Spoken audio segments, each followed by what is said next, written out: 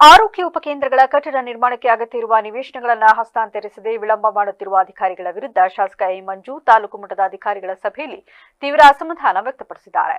ತಾಲೂಕು ಪಂಚಾಯಿತಿ ಸಭಾಂಗಣದಲ್ಲಿ ನಡೆದ ತಾಲೂಕು ಮಟ್ಟದ ಅಧಿಕಾರಿಗಳ ಸಭೆಯಲ್ಲಿ ವಿವಿಧ ಇಲಾಖೆಗಳ ಪ್ರಗತಿ, ಬಾಕಿ ಇರುವ ಕಾಮಗಾರಿಗಳು ಹಾಗೂ ಇಲಾಖಾವಾರು ಸಮಸ್ಯೆಗಳ ಕುರಿತು ಅಧಿಕಾರಿಗಳಿಂದ ಮಾಹಿತಿ ಪಡೆದುಕೊಳ್ಳಲಾಯಿತು.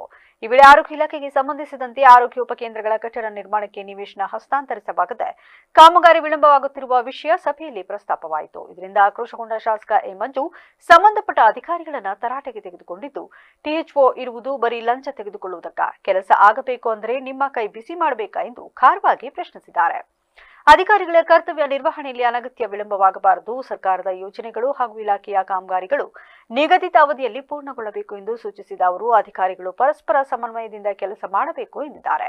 ಈ ವೇಳೆ ಸಭೆಯಲ್ಲಿ ತಾಲೂಕು ಮಟ್ಟದ ವಿವಿಧ ಇಲಾಖೆಗಳ ಅಧಿಕಾರಿಗಳು ಉಪಸ್ಥಿತರಿದ್ದು ತಮ್ಮ ಇಲಾಖೆಗಳ ಪ್ರಗತಿ ಹಾಗೂ ಬಾಕಿ ಇರುವ ಕಾಮಗಾರಿಗಳ ಕುರಿತು ಶಾಸಕರಿಗೆ ಮಾಹಿತಿ ನೀಡಿದರು. ಅದನ್ನೆಲ್ಲಾನು ಮಾಡಿರ್ತೀವಪ್ಪ, ಅದೇನು ನಮ್ಮ ಹೆಸರು ಮಾಡ್ಕೊಳಕ್ಕಾಗಲ್ಲ, ಡಾಕ್ಟರ್ ಹೆಸರಿಗೆ ಮಾಡಿರ್ತಾರೆ ಅಪ್ಪ. ಅದನ್ನ ಹ್ಯಾಂಡ್ ಓವರ್ ಮಾಡಕ್ಕೆ ನಿಮ್ ಟಿಎಚ್ ಏನಿದೆ ಲಂಚ ಕೇಳಕ ಮತ್ತೆ ಯಾಕೆ ಕೊಡಲ್ಲ? ಯಾಕೆ ಕೊಟ್ಟಿಲ್ಲ? ಯಾಕೆ ಒಂದು ನೋಟಿಸ್ ಕೊಡು. ಯಾಕೆ ಕೊಟ್ಟಿಲ್ಲ?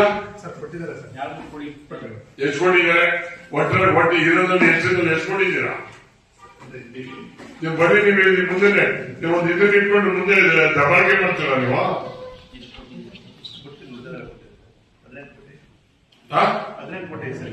ಮಿಕ್ಲರ್ ಕೊಟ್ಟಿಲ್ಲ, ಬಂದು ನೋಡಿಲ್ವಾ ನಿಮ್ಗೆ? ನೀವು ಕೈ ಬಿಸಿ ಮಾಡ್ಬೇಕಪ್ಪ. ಯಾರು ಜಾನಪತ್ರ? ಹೌದು, ಜಾನಪತ್ರ ಯಾರು ಮಾಡಿಸ್ಕೋಬೇಕು? ದನ ಕಂತೀಯ ನೀನು? ನಿನ್ ಜವಾಬ್ದಾರಿ ಮಾಡಿಸ್ಕೋಬೇಕಂತ. ಯಾವಾಗ ಒಬ್ಬ ರೈತ ಕೊಡ್ತೀನಿ ಅಂತ ಬಂದ್ರೆ ಮಾಡಿಸ್ಕೋಬೇಕಂತ ಯಾರು? ಪ್ರಾಥಮಿಕ ಆರೋಗ್ಯ ಕೇಂದ್ರ ರುದ್ರಪಟ್ಟಣ ಏನಾಗಿದೆ ರುದ್ರಪಟ್ಟಣದಲ್ಲಿ? ಏನಪ್ಪಾ ಏನಾಗಿದೆ? ಪ್ರೈವೇಟ್ ಲೈನ್ ಕೊಡ್ತೀನಿ ಅಂತ ಮುಂದಕ್ಕೆ ಬಂದಿಲ್ವಾ?